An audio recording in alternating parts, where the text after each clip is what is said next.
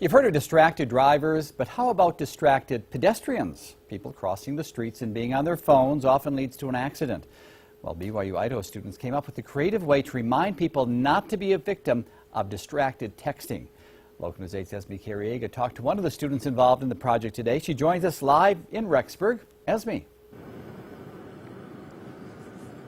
Well, Jay, before you cross that street, you want to make sure that you look both ways, which is a given. But you don't want to assume that the person in the car just sees you, because they could hit you if you don't make eye contact with them. So don't assume that just because you see them that they saw you. Students worked hard and put their time into good cause. They produced a public service announcement about pedestrian safety, and the message has been spreading all over social media. BYU Idaho student says that it's entertaining piece, but with a serious message. The message is important because as a pedestrian, you think, I have the right of way, I'm just going to walk right out into the street and everything's going to be fine. They have to stop. But the truth of the matter is that drivers are distracted, or they're driving too fast.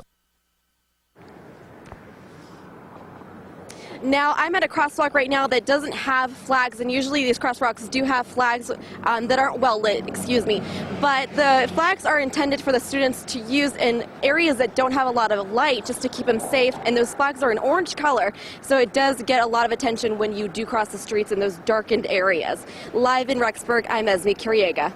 All right, thank you very much, Esme. There are 3 other public announcements that were student-made and donated to the city of Rexburg.